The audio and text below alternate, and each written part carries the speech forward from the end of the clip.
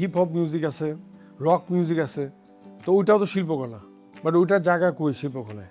বর্তমান জনসংখ্যার মেজরিটি হচ্ছে ইউথ। আপনি কি মনে করেন শিল্পকলার কার্যক্রমগুলো এই তরুণ প্রজন্মের সাংস্কৃতিক রুচির সঙ্গে কি রেলেভেন্ট? সত্যি বলতে গেলে এখানে একটা রেলেভেন্সির ইস্যু আছে, বিকজ আমি আমার নিজের বেলায় যদি বলি, আমরা লাস্ট জন্ম থেকে শুনে এসেছি শিল্পকলা একাডেমির কথা, বাট ডে টু ডে আমার তো ওইভাবে কানেকশন নেই। হ্যাঁ, আমি জানতাম যে এখানে নাচ গান হয়, ক্লাসিক্যাল নাচ টাচ হয়, থিয়েটার হয়, বাট ওইটা তো আসলে একটা সার্টেন টাইপের মানুষ হয়তো যারা ওগুলার সাথে হুকড ওরা যায়, বাট এর বাইরে আমার মতো তো এখন কোটি কোটি লোক, আমরা তো আসলে অত রেলেভেন্স পেতাম না। সো ওইটার there is room to think যে শিল্পকলার অ্যাক্টিভিটিটা আসলে যুগের সাথে অত আপগ্রেড হয়নি।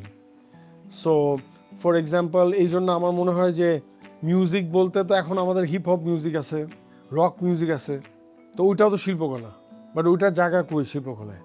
তারপরে হয়তো থিয়েটার নিয়ে অবশ্য আমার অত নলেজ নাই, বাট এরকম হয়তো আরও অনেক মডার্ন অ্যাক্টিভিটিস যেটা শিল্পকলার মধ্যে পড়ে, কিন্তু শিল্পকলা একাডেমিতে ওইভাবে চর্চা হয় না। So definitely there is a disconnect with youth. So yeah.